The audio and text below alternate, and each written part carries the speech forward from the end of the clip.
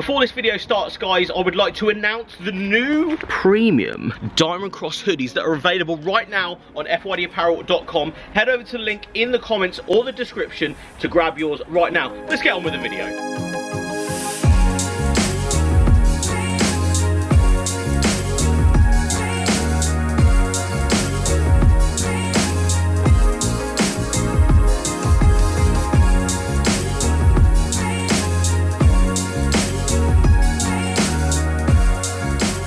So guys, welcome back to the channel. Very exciting video because I want to go through exactly what's happening with various cars on the channel. We're going to start off straight in. We're going straight in. The 2011 Audi RS3, my daily driver, wrapped by Vehicle Wrapping Centre. They did a fantastic job on this car, and although I've had it over a year, I haven't put too much mileage on this car. Unfortunately, due to COVID and all that, we've only done around 7,000 to 8,000 miles in this car in that initial year. Going back a few years, I actually did about 20,000 miles in my Lexus GS300, so there's a big difference in mileage there and traveling and stuff that's actually not been done in this car. And although I haven't done the mileage on it, really enjoyed this car. Most of the mileage has been done on the Isle of Wight through B roads and just smashing a daily B road bash, which is sick. That's what you want to be doing in a car like this. It has got the daily comfortability, it has got the power, it has got the looks, it's got everything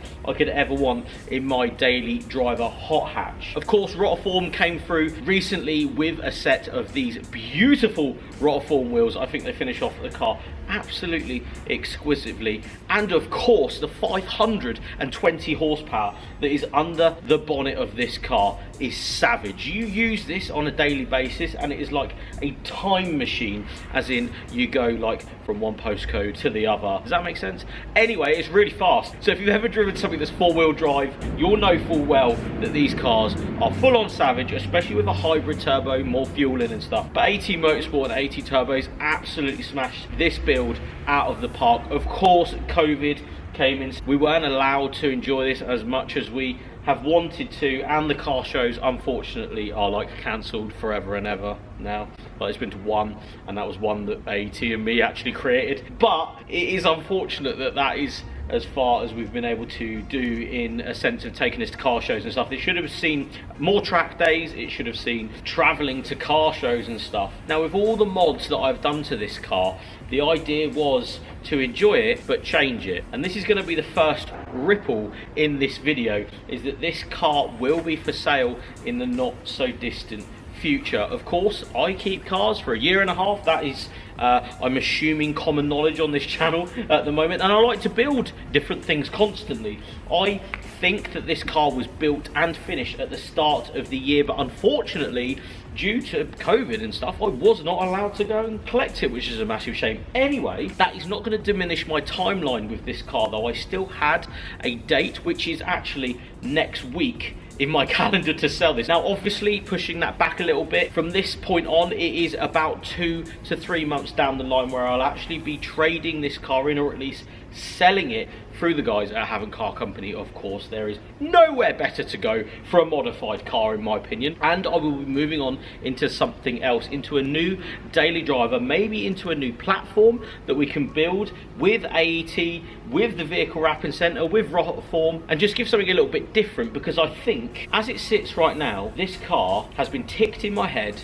I have enjoyed it and I'm ready to move on from it, which is very strange, because there's a lot of people out there that wouldn't have thought that this would have happened so quickly. But of course, we haven't had this car for the best part of 6 months during COVID, but I can't let COVID diminish the idea that I want to build a different platform or something else with all of these legendary people. So of course, that means this is going to be the first car that sells maybe in around 2 months. I think we've got to de-wrap it, got to make sure that this car is tip top before it leaves. So I will of course be showing you the build or the build breakdown or whatever we do with it, just to keep you guys up to speed. And I think it's an enjoyable content because I get to share the excitement of taking this back to its stock look, not stock power, but stock look, and then putting it up for sale so someone else can enjoy this car. I really want cars in my life, but I want to move them on so other people can enjoy them. I know it is one of those things, there's going to be people like, you've just built it and now my God, you're going to sell it. At the end of the day, my cars, especially on this channel, stagnate really badly. So if I keep this any longer, you guys are going to be seriously bored, I'm going to be seriously bored, and there's lots of money in that car that I've put in, and if we're talking about like a business, having this still in my life like a year down the line isn't very good for business or the channel or content or Instagram posts and stuff. So understandable, do you see what I'm saying? Like an understandable channel, hopefully. I think you guys get it. I'm not really sure, to be honest. There's a lot of people out there just do not like me selling cars. Anyway, I've done it for my entire automotive existence. What's the difference now? Anyway, we're gonna jump in the RS3. We're gonna go out and see the 106. We're gonna see the Series 1 and catch you guys up with what's happening.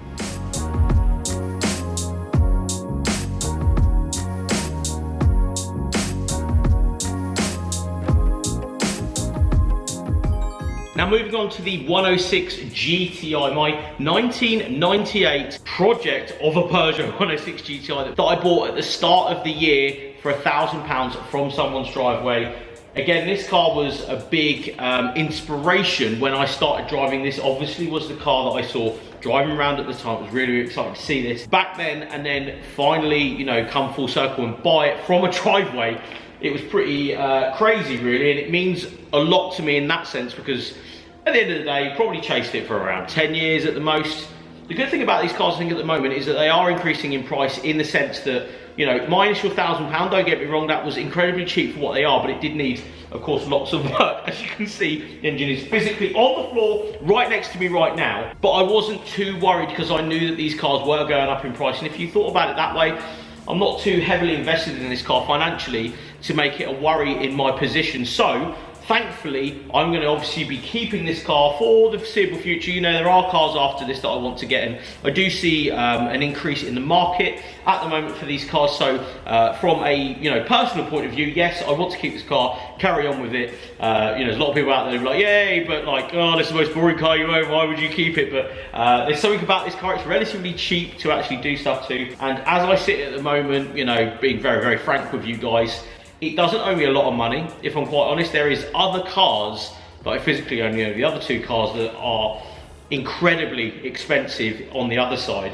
that don't make as much content. This one, you can create a lot of content with it for not a lot of money. So if you were, you know, talking YouTuber to YouTuber and business to business at the same time, this car, you know, creates a lot of content. It creates a lot of excitement for me because I like working on it. It's very, very easy.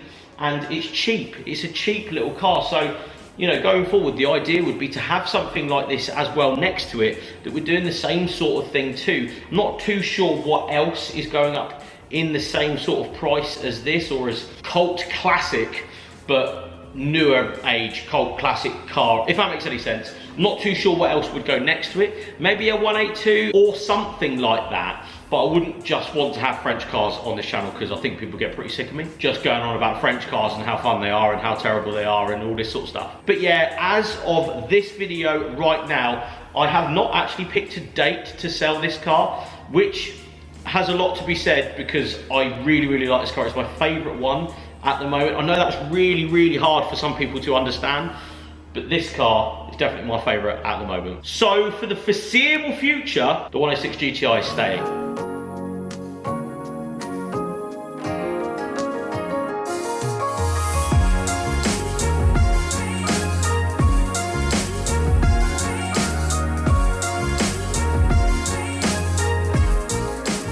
So it's the next day after the clip you guys have just seen, and as you can see, the Series 1 is actually back at my house. Now, of course, for insurance reasons, I do want to sort of point out that I did want to take this car home, put it in my garage because it's obviously registered here, all that sort of stuff. So if something does happen to it, it's in my garage, it's all good. We are covered at night and all that sort of stuff. But let's get on to this car, because of course this is the car that most of the people on this channel like the most. For me, I absolutely love this thing.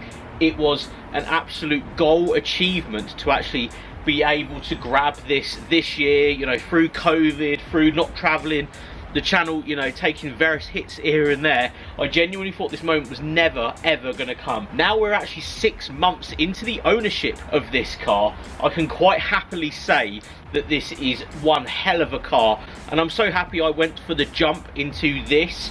Of course, if you guys may or may not remember, I was actually after a Series 2 at the time. This Series 1 that I'd actually put on the channel, you know, previously in the past, came up. I was chatting to the owner, we went backwards and forwards, and yeah, thankfully I was able to pick it up. It was, again, a huge achievement for myself personally to actually get this car and sort of enjoy it at the same time. I think for me, from a personal standpoint, this isn't the best car I've ever owned. It is one hell of a car, and it's probably number 2 or 3. My Cadillac will always be at the top. If you guys have hung around since the days of this channel starting, you will know full well that the Cadillac, the 1966 Coupe de Ville, was the ultimate car for me. I sold it to fund the channel, all that sort of stuff. Full circle though, I was able to achieve this car in the long run. So because of that reason, my Cadillac will always be first. I think this is probably second, if not third. You always got to put your first car in there, haven't you? But this is well up there. This is one of my favourite cars I've ever been able to purchase, and the future of this car is really one of those things that people need to know about. So I've been enjoying this thing when it's not raining and horrible like it is right now. I've been enjoying it, trying to take it to the gym, trying to do little bits and bobs with it, and just keeping it healthy and active. The worst thing you can do to a classic car, in my opinion, is to lock it up and leave it on a trickle charge. You don't want to be doing that. You want to be driving it, you want to be taking it places, even if it's down the road, just to make sure the bushings and stuff is all happy. That's what I've been doing to this off camera. So every time I, you know, jump in the car and I need to go and do a quick errand, or I want to go to the gym for a couple of hours, this is the car I'm going to take. Driving it for around 10 to 20 minutes and then 10 to 20 minutes back, that is the enjoyable part of the ownership for me. Knowing that I can just jump in this thing and go and enjoy it because it's now sat in my garage is paramount. But the future, people need to know the future. So there is no plan to sell this car. Now I say that because usually when I buy a car, I do sort of plan what I'm going to do with it, how long I'm going to have it for, and how much money it's going to cost me, because at the end of the day this is still a business, although it may not look like it, or sort of is. But yeah, we get to tick cars off the list at the same time. So after this, I'm not sure where we can go. I do like the idea of a 3-door Cosworth, as in a Sierra Cosworth, but prices from this car to that car are getting further and further away as we speak. 4-door Sierra Cosworth would be very good, but I don't think there would be too much difference with me, you know, sort of leveling up into that car. And obviously an Escort Cosworth that everybody absolutely loves is physically twice, if not 3 times the price of this car. So you know where I'm going with this? You can see that this car can't really be replaced at the moment due to, you know,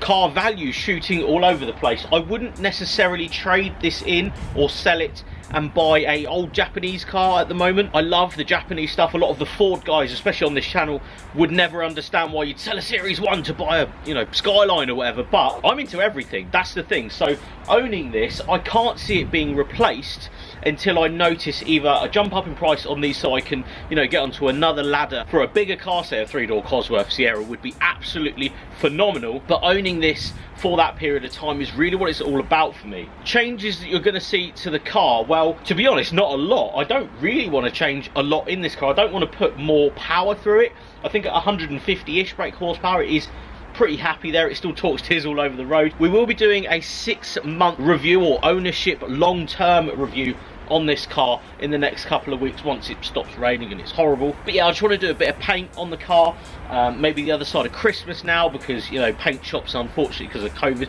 it's quite backed up at the moment. But yeah, I would like to announce, some people out there might like this will be staying pretty much for the foreseeable future. I do have an idea as to where I want to go from this, but with values creeping up and stuff, I'd be a bit silly to jump out of it. And the ownership point of view, I want to own this car, I want to enjoy it, I want to have it in the garage, start it up, enjoy it throughout next summer. And to be honest, I don't see many people coming up to me offering me money for it, or a trade up into, you know, something else. So for that reason, I would like to say that this is going to stay for a while. Obviously, if the economic climate changes and it carries on this way, I'll have to sell everything because YouTube's gone down the pan, you'll know full well that I'm selling it. So yeah, that's the sort of plan for the series one. We're going to do a bit of paint, we're going to enjoy it. Anyway guys, I hope you liked this garage update. If you did, please leave a like on this video, leave a comment below, let me know your thoughts on what I should do with the 106, the RS3, of course you guys know what's going on with the RS3, and with this series one. Anyway guys, thank you so much for watching,